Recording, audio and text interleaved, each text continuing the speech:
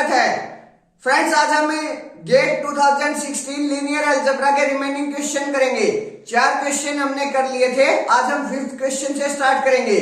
Friends, उससे पहले अगर आप मेरे चैनल पर न्यू हैं तो प्लीज चैनल को सब्सक्राइब करें, वीडियोज को लाइक एंड शेयर करें। अब क्वेश्चन नंबर 5 पर आते हैं। क्या question number 5? Let V be the set of all solution of the equation y double dash plus a y dash plus b y equal to 0 satisfying y0 equal to y1 where a b are positive real numbers then dimension of v is equal to। मेरे पास v एक set of all solution of the equation दिया गया है, means एक ordinary differential equation दी गई है और उसका जो सॉल्यूशन सेट है वो मेरे वेक्टर स्पेस को फॉर्म कर रहा है और उस पर एक कंडीशन भी दी गई है y0 इक्वल टू y1। अगर मेरे पास ये कंडीशन नहीं दी होती तो जो सॉल्यूशन सेट है, मीन्स अगर मेरे पास डिफरेंशियल इक्वेशन का जो ऑर्डर है वो अगर मेरे पास n होता है तो मेरे पास जो डायमेंशन है वेक्टर स्पेस की जो उसके सॉल्यूशन सेट से बनता है वो भी कितनी होती है? n होती है। यहां मेरे पास 2 ऑर्डर की डिफरेंशियल इक्वेशन दी गई है। जो जनरल स्टूडेंट है वो तो यही सोचेगा यहां से कि 2 ऑर्डर की डिफरेंशियल इक्वेशन दी गई है, उसका सॉल्यूशन सेट है तो उसकी जो डायमेंशन होगी वो 2 हो जाएगी। लेकिन नहीं, उसकी जो डायमेंशन है वो 2 नहीं होगी, उसके साथ साथ उन्होंने एक कंडीशन और दी गई है y0 इक्वल टू y1। एक मीन्स जो सॉल्यूशन सेट है उस पर एक कंडीशन दे दी गई, वहां से मेरे पास बेसिस में 2 Li वेक्टर्स होंगे, लेकिन उन पर एक कंडीशन थोप दी गई, एक Li रिस्ट्रिक्शन बना दी। Li रिस्ट्रिक्शन हो गई तो मेरे पास जो डायमेंशन ऑफ v है वो 2 माइनस 1 इक्वल टू 1 हो जाएगा। मीन्स यहां मेरे पास इस Li रिस्ट्रिक्शन की वजह से, इस रिस्ट्रिक्शन की वजह से मेरे पास जो डायमेंशन ऑफ v है वो कितना आ जाएगा? 1 आ जाएगा। मीन्स यहां v की जो डायमेंशन होगी वो कितनी होगी? 1 होगी। That's it. Next question, question number 6 क्या मेरे पास? Let c not equal to this and m equal to this then dimension of c not more than is equal to. मेरे पास c not sequence of xn such that xn belonging to r xn tending to 0। c not के पास क्या है? मेरे पास sequences की collection है जो कि टेंडिंग टू 0 है, रियल सीक्वेंसेस की कलेक्शन। और n मेरे पास जो सीक्वेंस xn है वो c नॉट से बिलोंग कर रही है और उस पर एक रिस्ट्रिक्शन दी गई है। और उसके बाद dimension of c not more then means quotient space की क्या पूछ रहा है? डायमेंशन पूछ रहा है कि किसके बराबर होगी।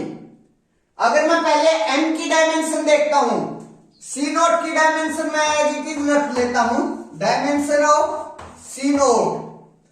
अब अगर मैं m की डायमेंशन देखता हूं तो मेरे पास वो क्या हो जाएगी? c नॉट पर सिर्फ और सिर्फ एक रिस्ट्रिक्शन दी गई है, ओनली 1 रिस्ट्रिक्शन। वो क्या है? x1 plus x2 plus x10 equal to 0। जो भी मेरी c नॉट की डायमेंशन है उस पर मेरे पास एक रिस्ट्रिक्शन दे दी, तो मेरे पास जो m की डायमेंशन होगी, डायमेंशन ऑफ m वो क्या हो जाएगी? Dimension of c not minus 1। अब मेरे पास डायमेंशन ऑफ क्वोशेंट स्पेस की क्या होती है? अगर मेरे पास W कोई भी सब स्पेस है और V कोई भी वेक्टर स्पेस है तो अगर मैं उसकी क्वोशेंट स्पेस की डायमेंशन निकालूं, dimension of V mode W करूं तो वो क्या होती है? Dimension of V minus dimension of W। यहां मेरे पास जो वेक्टर स्पेस है वो c नॉट है और जो मेरे पास सब स्पेस है वो m है, तो जो dimension of c naught mod m है वो क्या हो जाएगी?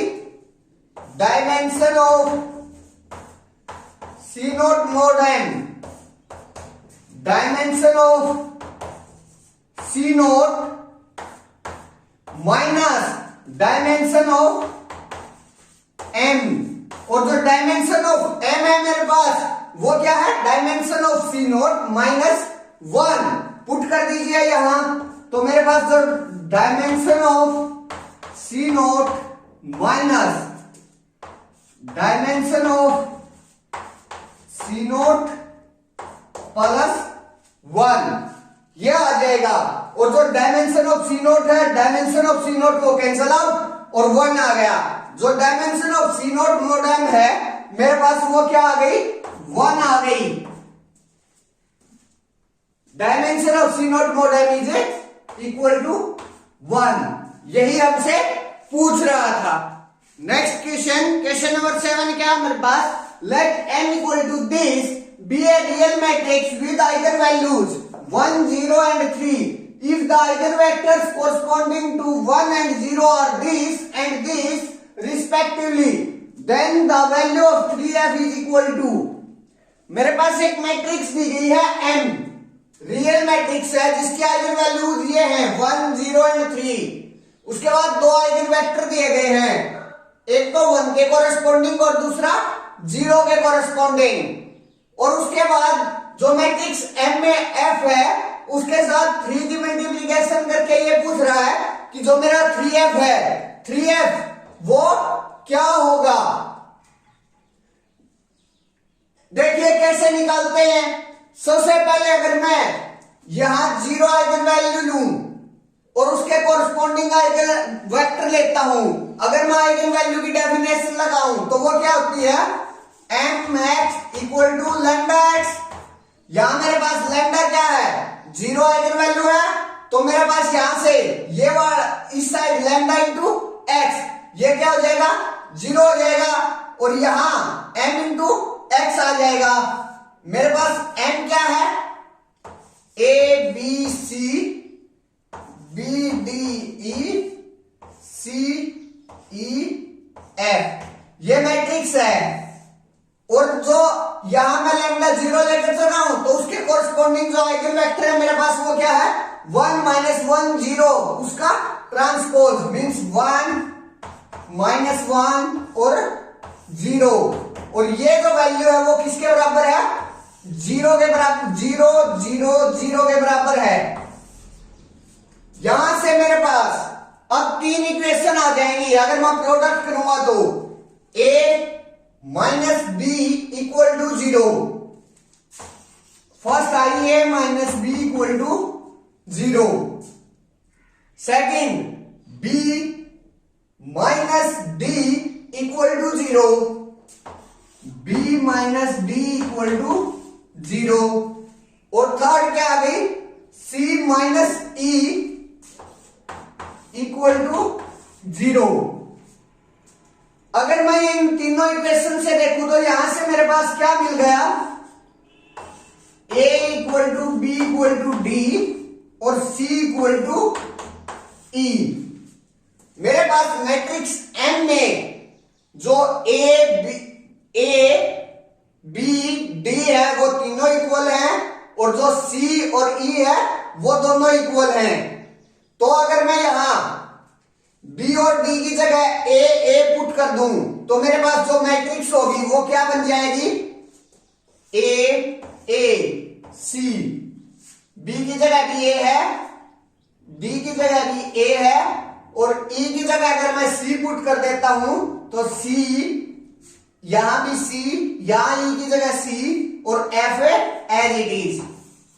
मेरे पास ये मैट्रिक्स आ गई। अब मैं आइगन वैल्यू देखता हूं 1, और जो 1 के कोरेस्पोंडिंग आइगन वेक्टर है मेरे पास ये है m into this equal to 1 into this, means x जो आइगन वेक्टर है वो क्या है 1 1 1, उसका ट्रांसपोज, और जो लैम्डा है वो क्या है 1, तो यहां वैल्यू पुट कर दीजिए। मेरे पास m जो आई वो ये मैट्रिक्स आ गई। अब x क्या हो जाएगा 1 1 1 इक्वल टू क्या है मेरे पास, जो लैम्डा है वो क्या है 1 है, तो x क्या है मेरे पास 1 1 1। यहां से वैल्यू पुट कर दी मैंने m की और x की और लैम्डा की, तो मेरे पास क्या आ गया, m vector x equal to 1 into vector x। अब इन दोनों का प्रोडक्ट कर लीजिए और इसके इक्वल पुट करते जाइए। यहां से a plus c means 2a plus c equal to 1 आ गया। अब यहां से a plus c equal to 1, 2a plus c equal to 1, फिर से c plus f equal to 1 means 2c plus f equal to 1। अब देखो मेरे पास कितने अननोन हैं, a c और f, 3 अननोन हैं। अगर मैं तीनों की वैल्यू निकालना चाहता हूं तो मेरे पास 3 ही LI इक्वेशन होनी चाहिए, लेकिन यहां तो मेरे पास ये और ये दोनों जो इक्वेशन है वो सेम है।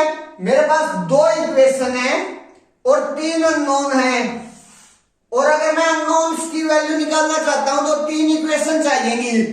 अब थर्ड इक्वेशन के लिए क्या करते हैं, मेरे पास मैट्रिक्स ये है, अगर मैं यहां से इसकी डायगोनल एंट्रीज को जोड़ लूं तो वो मेरी ट्रेस के बराबर हो जाएगी, और मेरे पास तीनों की तीनों जो आइगन वैल्यूज हैं वो गिवन है 1 0 3, तीनों आइगन वैल्यूज गिवन है।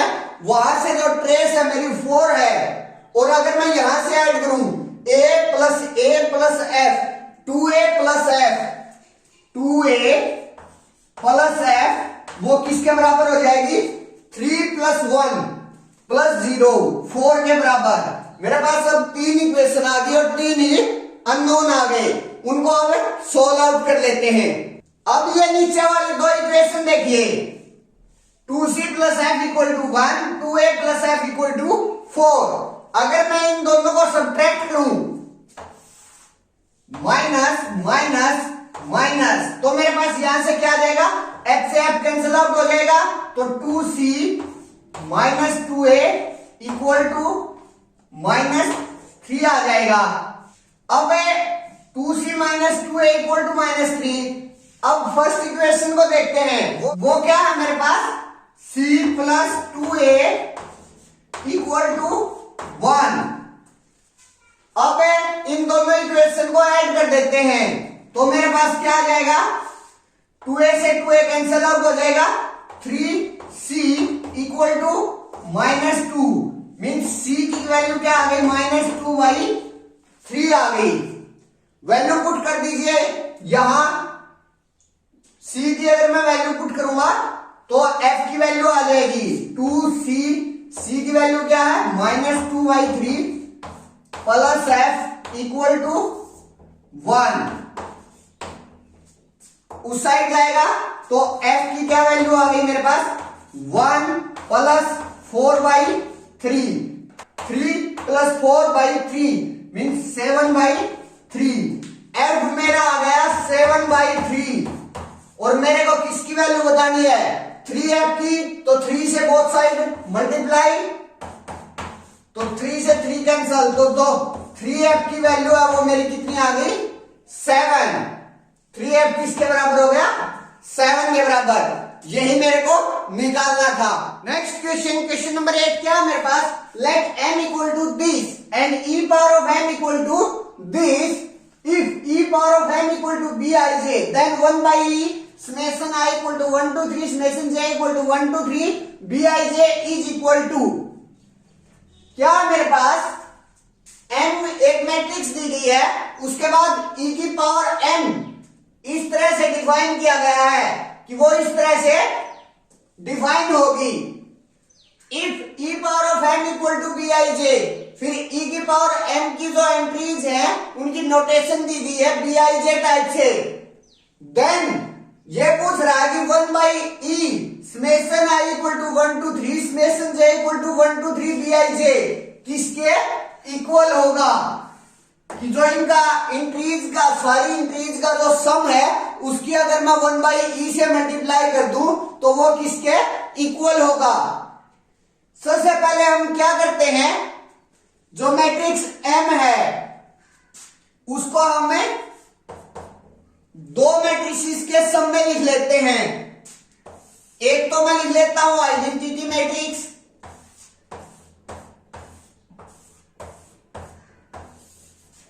दूसरी मैं लिख लेता हूं एक निलपोटेंट मैट्रिक्स 0 1 0 0 0 1 0 0 0।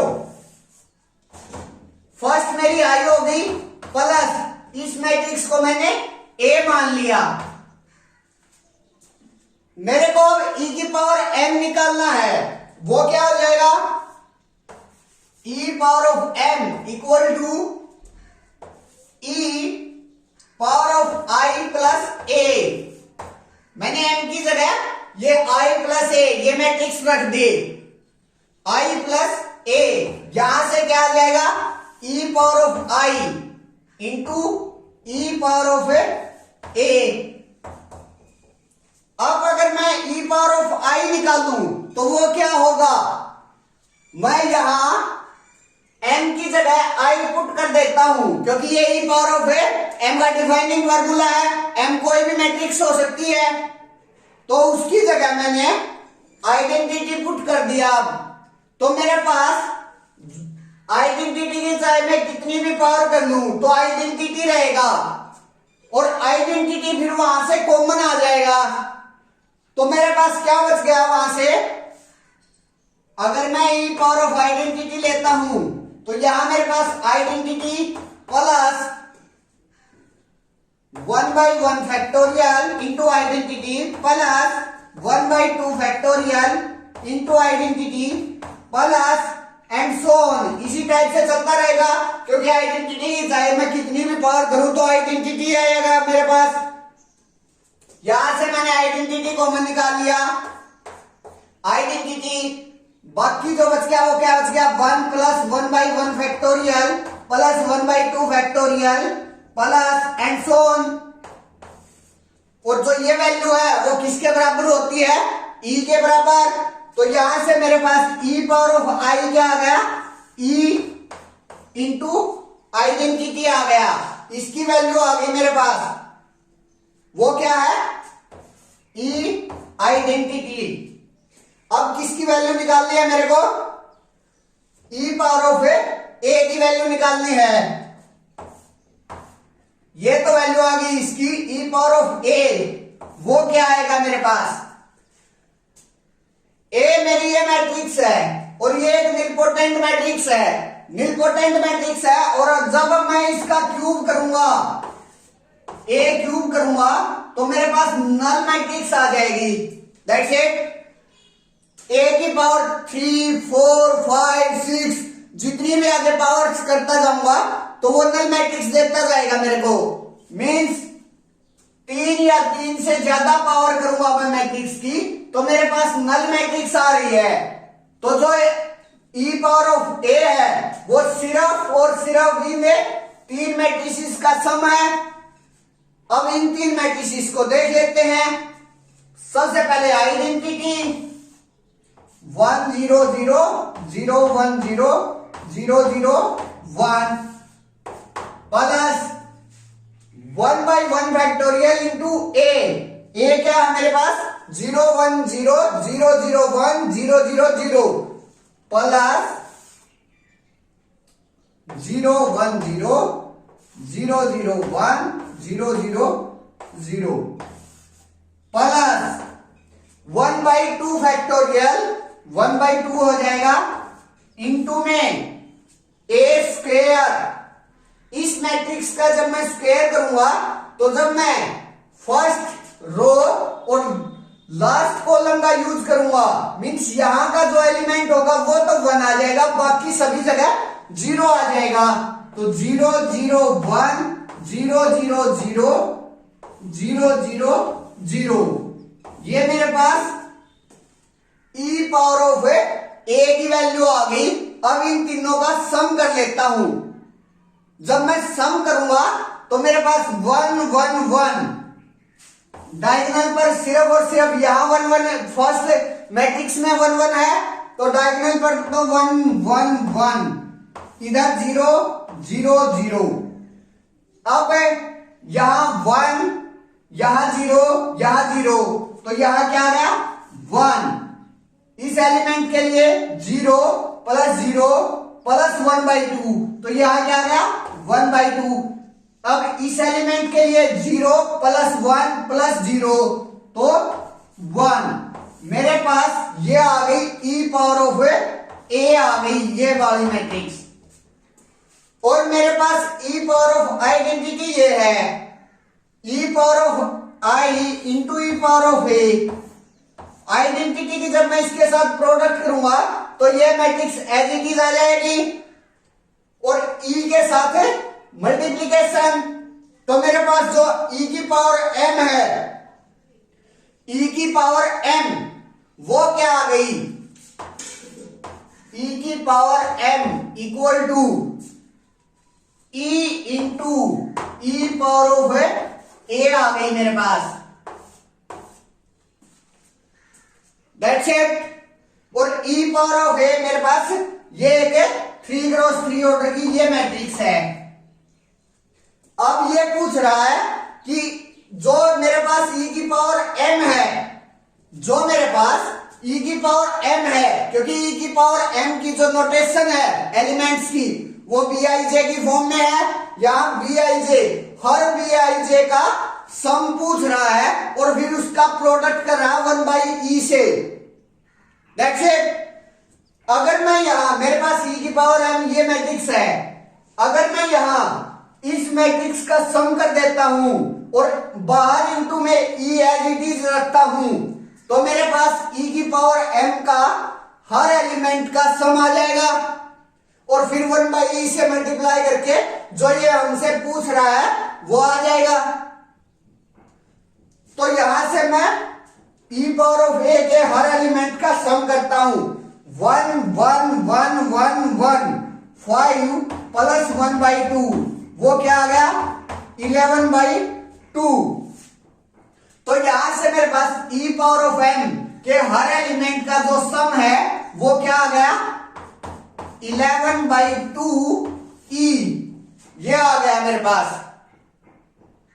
अब 1/e से मल्टीप्लाई करेंगे तो 1/e से मल्टीप्लाई करेंगे तो e से e कैंसिल आउट हो जाएगा तो ये जो वैल्यू है वो किसके बराबर आ गई 11/2 के बराबर आ गई और यही मेरे को निकालना था। That's it friends. अगर मेरी वीडियो आपको पसंद आ रही है तो प्लीज वीडियोस को लाइक करें शेयर करें एंड चैनल को सब्सक्राइब करना ना भूलें। साथ ही साथ जो बेल आइकन है उसको भी प्रेस कर दे ताकि मेरी जो न्यू वीडियोस हैं वो आपको जल्द से जल्द उनका नोटिफिकेशन मिल सके। Thank you friends.